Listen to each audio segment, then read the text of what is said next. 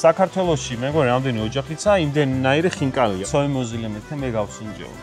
მიდი, ცოი კი არა ხარ. რთული არ არის? საჭმის კეთება?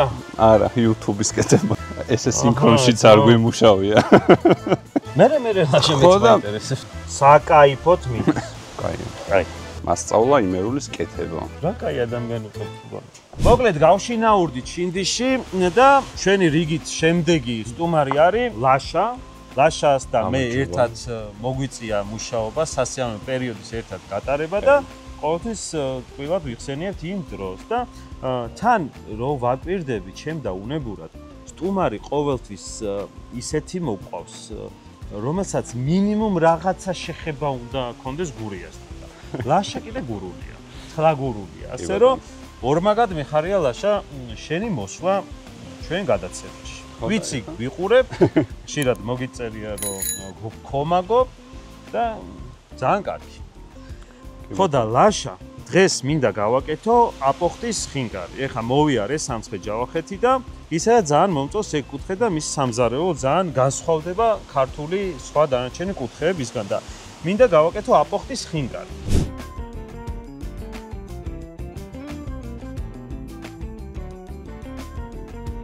ეხა ვისაც ვეუბნები ხოლმე აპოხტის ხინკალი ყოველთვის წარმოუდგენიათ ხინკალი ხინკლად. და ჩვენ უნდა ვაჩვენოთ რომ ეს ის ხინკალი არა. მე უკვე ცომი მოვზილე, რადგან ცომს დაყოვნება უნდა, დიდი დრო უნდა და სტუმარი დიდი ხნით არ მოგვეცდინა, უკვე მზად მაქვს ცომი. თუმცა ჩვენ მაყურებელს ყველაფერს დეტალურად აგიხსნით თუ როგორ უნდა მოზილოთ აპოხტის ხინკლის ცომი. დიდად არ განსხვავდება ჩვეულებრივი ხინკლის ცომისგან, მაგრამ საქართველოში მეგონი რამდენი ოჯახიცა, იმდენნაირი ხინკალია უკვე და ნახე ლაშა, მე ვიცი შენი სიყვარული იტალიური სამზარეულოს მიმართ და ძალიან შორსაც არ არის, მინდა გითხრა. სხვათა შორის გავს ერთმანეთს ცომით და ასე შემდეგ და წაუტორტელინებს და თვითონ აპოხტის ხორციც წაუპროშუტუებს, ასე ვთქვათ და ბევრი მსგავსება აქვს რა. ხო და ეხა ორი გურული კაცი გასწავლეთ როგორ უნდა გავაკეთოთ აპოხტის ხინკალი. იტალიური განწყობი, რაღაცები ვიცით და ხო და ჩვენ გავაკეთოთ ორნაირი. მოდი ჩვეულებრივი სტანდარტული აპოხტის ხორცით. აპოხტის ხორცით რო აუხსნათ, ეს არის გამომშრალი. ამ შემთხვევაში საქონლის ხორცია, იმიტომ რომ ძირითადად სამცხე-ჯავახეთში ბატი და იხვი არის ტრადიციულად, თუმცა საქონელი უფრო ხელმისაწვდომია. გამომშრალი არის, მთელი ზამთარი გადის შრობას, დამარილებული არის. ზოგადად ამ ხორცს ძალიან დიდი ისტორია აქვს, ძირითადად მეომრები იყენებდნენ. აქტიურად, იმიტომ რომ სულ უწევდათ ომში ყოფნა, გალაშქრება და ასე შემდეგ და იქ მაცივარი არავის არ ქონდა და ამიტომ ესეთი ხორცი მივიღეთ. ლაშა, თუ გინდა შენ დაჭერე ხორცი, მე გავსინჯო. ან ცოი მოზილემეთე მე გავსინჯო. მიდი, ცოი კი არა ხარ. სხვათა შორის ავტომასწავლო პირველად ხაჭაპურის კეთება. ძალიან ადრე. რამდენი წლის წინ იყო, არ ვიცი. აფის ხაჭაპური. კი, იმერული. გითხრა ზუსტად რამდენი წლის წინ იყო? 8 არა? 7. ხო. მოკლედ ცხელებში ვმუშაობდით რა, ცხელ სექცია, სადაც ცხელი კერძები კეთდება და შეხება არ ქონდა არსად. მე ისე მოხდა რომ ზოგადად სამზარეულოში ჭირს კადრები და ყველაფრის კეთება ვიწევს. ესე კაია? კი, მე კიდე კუბიკები გვინდა. ოკეი. მე ლაშა მეც მაინტერესებს. მე ისე აღმოჩნდა რომ მე დამაყენეს ამ ცომეულთან და არ ვიცი ცომეული, თან ჩემ ოჯახში კულინარით არავინ არ გამოირჩევა და რაღაც საშინალებებს ჭამდით ხოლმე, ზოგადად. მაგიდან წამოვიდა ჩემი კულინარიის სიყვარული, გემრიელად რომ მეჭამა. мотивация მაგარი ქონია. ხო და დავდექით ბატივით, ვერაფერს ვერ ვაკეთებდი და ავტომ დამინახა, რომ ეს ცოდო არ იორკო. იოლ დავეხმარებიო მეო და აი მაქედან მასწავლა იმერულის კეთება. რა კაი ადამიანი ყოფილა. კი, არ გაფასებენ თორე, კი. სხვათა შორის სხვადასხვა მომენტებში, სხვადასხვა წლებში მე და ლაშა გავხდით ნაპოლიში ერთ-ერთი დიდი მეფქვილეობა ქვია თუ მეხორბლეობა. ეგრე დაუძახოთ, სუბქვილი აქვთ მაინც. და სხვათა შორის ძალიან დიდი გამოცდილება და ცოდნა შევიძინეთ დამატებით, რომ იტალიური პიცის ფქვილი ცალკე მზადდება, ასე ვთქვათ, რა, ყველა ფქვილისგან არ კეთდება. ამ შემთხვევაშიც ესაა ნიშანი იმისა, რომ უბრალოდ ცომის მოზელვა მინდა ხაჭაპური იქნება, ხინკალი იქნება თუ პურის, უნდა დავაკვირდეთ მის შემადგენლობას. ამ შემთხვევაში ცილა გვჭირდება მაღალი, როგორც ყოველთვის ვიძახით და ამ შემთხვევაში 11-12%-ის ფარგლებში. ამიტომ რეკლამას არავის არ უკეთებ, უბრალოდ რო აიღებთ ტომარას, ქვილის დააკვირდით შემადგენლობას ცილისა. უნდა იყოს 11-12.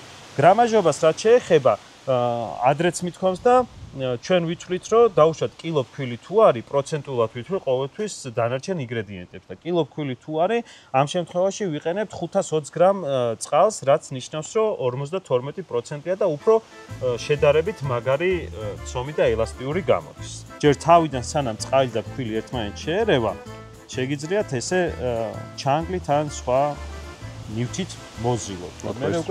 ესაა თხისყველი და თხისყველით მინდა კიდე გავაკეთო აპოხტი, იმიტომ რომ ჩვენ გურიაში რო ვიყავით, ძალიან საინტერესო ადგილას გურული კაცი ხარ, გეცოდინება ჩოხატაურში არის მამათა მონასტერი, არის უდაბნოს მამათა მონასტერი და იქ მამავებს მოყავთ თხისყველი და იმ ინსპირაციით მინდა რომ აპოხტის ხინკალი ჩვეულებრივ ყველით არა და თხისყველით გავაკეთოთ. შენ ახლა ის მითხარი, ძალიან აქტიურად ხარ სოცქსელებში და გადევნებთ თვალს და ვტკბებით.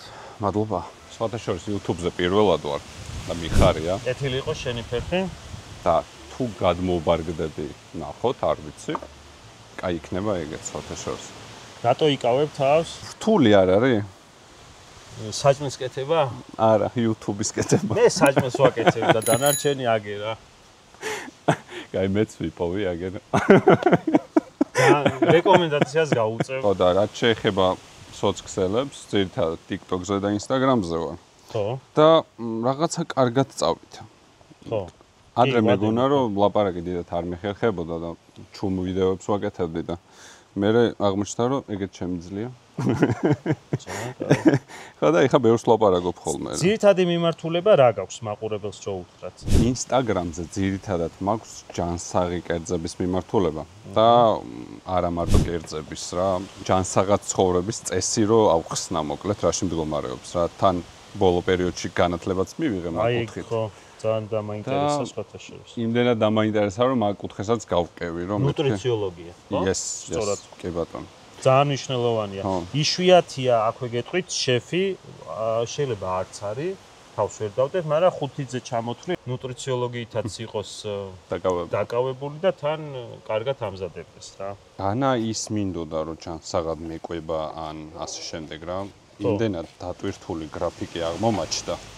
რომ ვეღარ ვქაჩავდი. ერთი სამსახური, მეორე სამსახური, ვიდეოები, გასვლა, იქ ოჯახს ყურადღება, მეგობრებიც არ უნდა დაივიწყო, ასე შემდეგ და ნუ რავი 24/7-ზე გიწევს მუშაობა რა, ყველაფერს.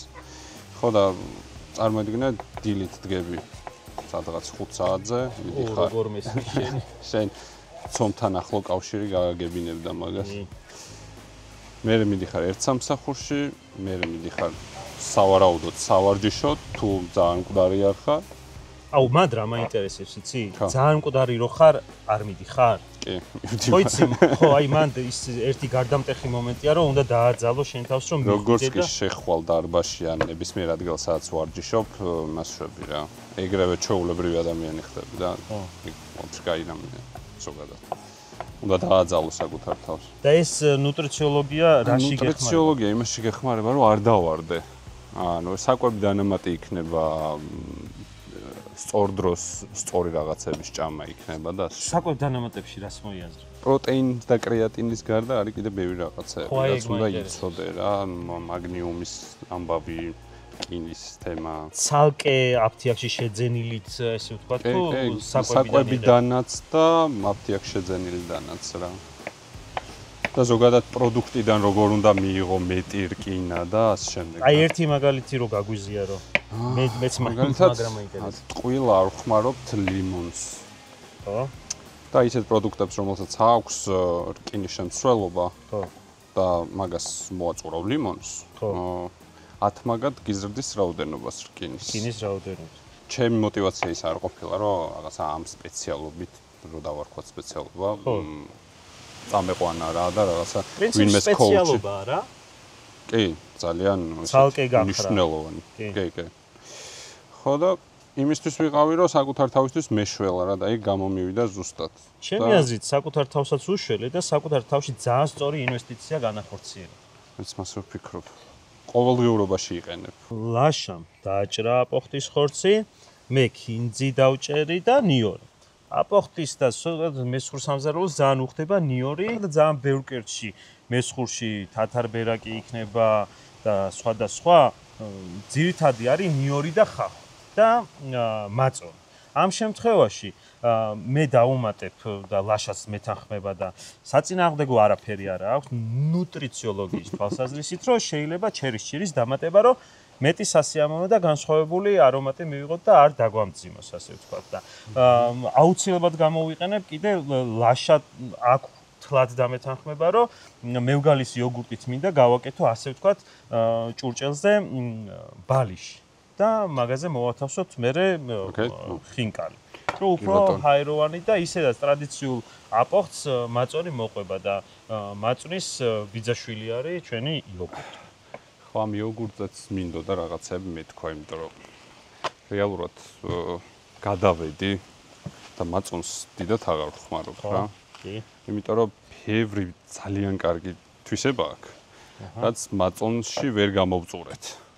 ეგ არის ერთ-ერთი ცილა დიდი რაოდენობის, რომელიც მნიშვნელოვანია რა და ყველაფერს თავი რო დაანება თითქმის ერთ ფასზე ერთი ფასი აქვს რა. და მიღებ ხო, და თან ვიცი რომ ეხლა საბერძნეთში წარმოებული პროდუქტი კაი არის რა. ყველა ევროკავშირის დაქვემდებარებაში რაც არის, ყველაფერი გავლილი აქვს და ყველა სტანდარტს აკმაყოფილებს. ნახეთ, ეს გამოიყურება აპოხტის ხინკლიში შიგთავს სწორად რო დავარქვათ, ფარს ამას ვერ დავარქვათ, ასე რომ ქინძია, ნიორია, მზეზე გამოსვლა ჩერისჭირი არის და მისივე ზეთი, რომ უფრო წვნიანი და სობელი გამოსულიყო. ეს ჩერია? არა, ეს ჩერი არა, ნახე ისე მაქვს გამსჯდარი ის რა ქვია, ძველი და რო ჩერისჭირის. არა, ეს პომიდორის ჩირი არის, ჩერის არ არის. კარგი, ლაშა, მოდი ეხლა ცომი გავაბრტყელოთ. ის გასინჯე გემოზე თუ რამეა დასამატებელი დავამატოთ და მარილი სპეციალურად არ უქენი, იმიტომ რომ თვითონ ხორცი მარილში ვარგდება. კაი. კაი. შენს გასინჯე, კაი. მე რო გენდობი შენ.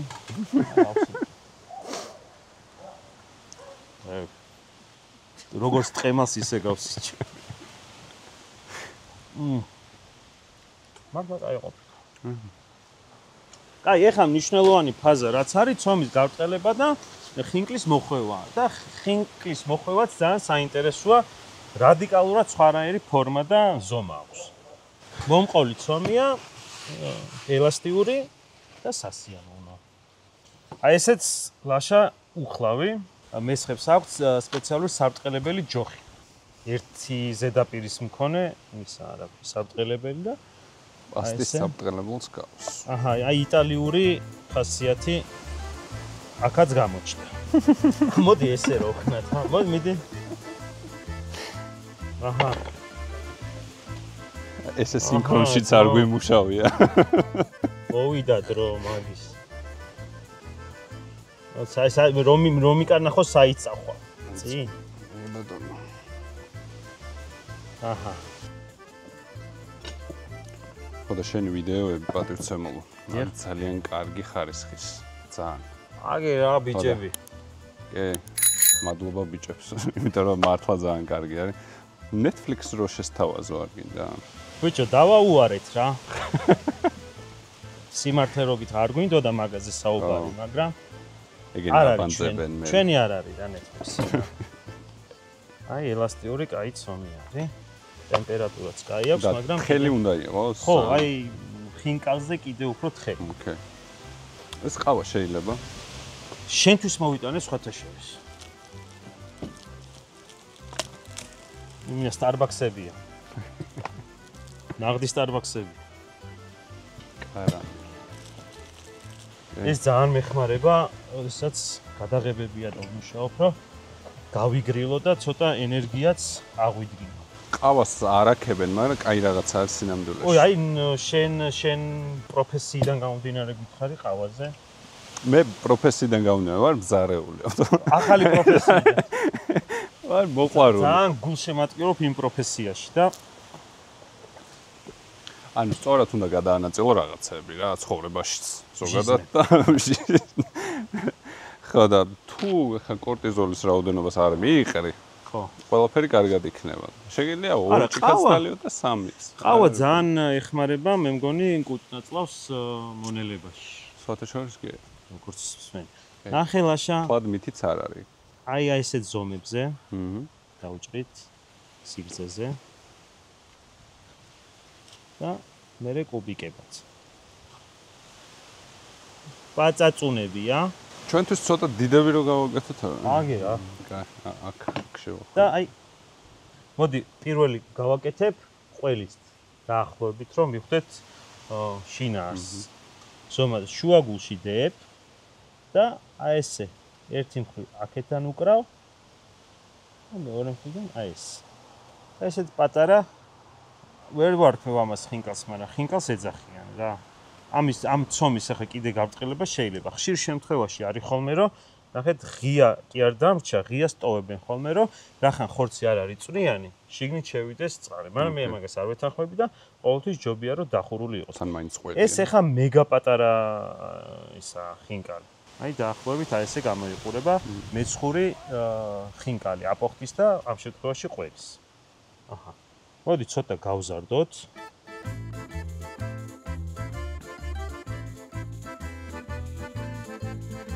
ხშირად შეხვდებით მეცხურ სამზარეულოში მსგავს ფორმებს, როგორიც არის ფენოვანი ხაჭაპურის ფორმა. ფენოვანი ხაჭაპურიც მოგეხსენება, ეს არის მეცხური.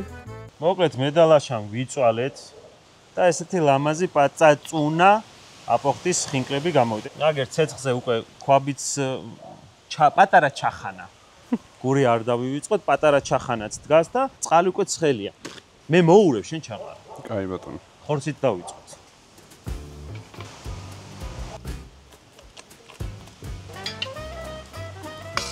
სანამ მოიხარშება აპოხტის ხინკალი, მანამდე ჩვენ უკვე მრავალგზის ნათქვამი მევგალის იოგურტით გავაკეთებთ თევზზე პატარა სერვირებას, იმიტომ რომ ძალიან უხდება იოგურტი აპოხტის. აპოხტის ხინკალი. კოზი ხო არის მაგ? ერთი კოზი მე, ერთი შენ. ოკეი.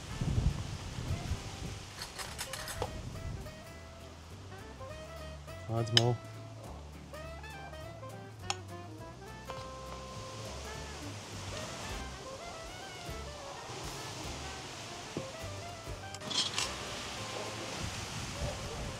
აპოხტის ხინკალს დიდი დუღილი არ ჭირდება, იმიტომ რომ ხორცი ისედაც გამომშრალი და საკვებად ღირებული არის, უბრალოდ ცომი უნდა მოიხარშოს და ეგ არის. აჰა, სად არის? კარგად ამოვწუროთ. თავის ფერფლის არომატით. შეცვლად პირველი აპოხტია? კი, საერთოდ გამისინჯო. მადლობას მეტყვი მე.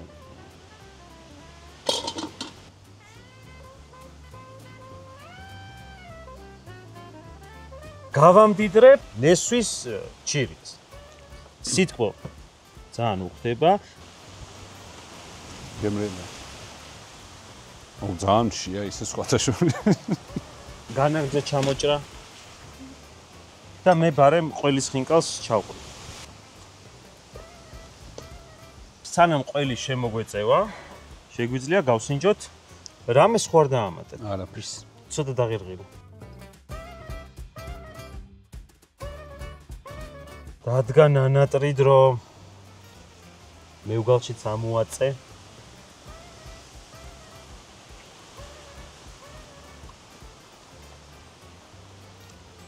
ძალიან გამიკვირდა და შიგნით ბულიონი იგრძნობა. საიდან მოვიდა?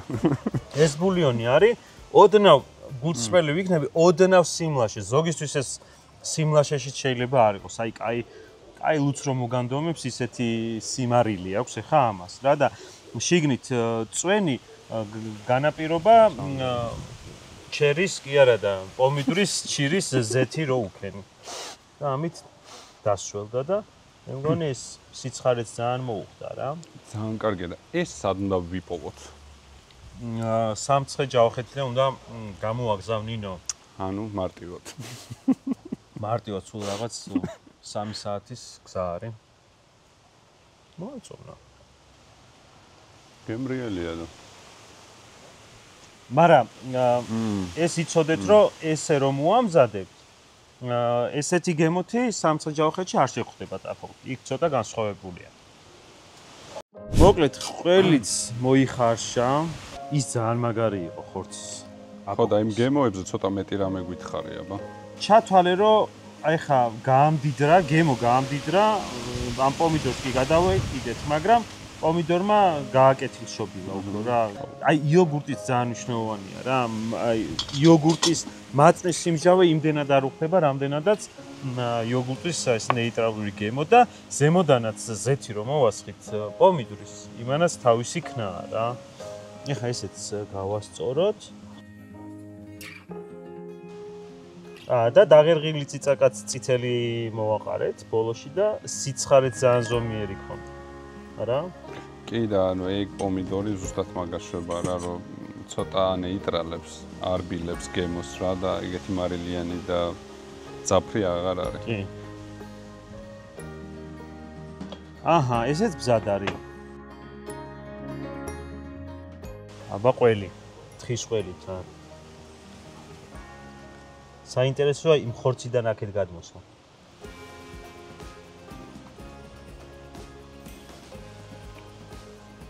კი, აი. თხის ყველის მოყვარულებისთვის არის ზედ გონი არა მარტო. ხო არა? უბრალოდ აი თხის ყველს ხო ცოტა სპეციფიური სხვა გემო აქვს. და კიდევ უფრო განსხვავებულია რა. და ძალიან სანამ ეს ლაპარაკობს მე რო ვჭამ ხოლმე. ველაპარაკა მაგას გეხვეწებოდი და მე შევჭამ.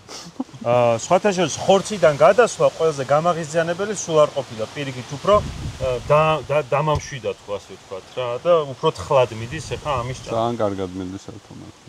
საკაიფოთ მიდის. ხო და შენ ჭამე? ხალხი მიყურებს მეც ვერ ჩემო ლაშა. აი ესეთი კარგი რაღაცები რო გავაკეთო და შენ არის კაი სტუმრები მოვიწვიო ამისთვის უნდა გამოიწეროთ ჩვენი არხი ბატონო ჩემო და ლაშა შენ არხზეც 1-2 სიტყვა უთხარი ჩვენ ერთგულ გამომწერს რომ მათაც გამოიწერონ შენი არხი. ძალიან გამიხარდება თუ გამოიწერთ და ვინც ჩემი მაყურებელი ხართ და თოს უყურებთ და არ გაქვთ არხი გამოწერილი აუცილებლად უნდა გამოიწეროთ იმიტომ რომ ბევრს რომ მოხს ეს ადამიანი არა მარტო ავთო მთელი გუნდი და უნდა დაუფასდეს მართლა და მადლობა ამ პროექტისთვის. რაც არ არის ნაცნობი, ეგეთ რაღაცებს აჩვენებ ხალხს. მადლობა მაგისთვის. შევჭამ ხო? გააგრძელე. დროებით აბა. სანამ ბოლომდე შეჭამა.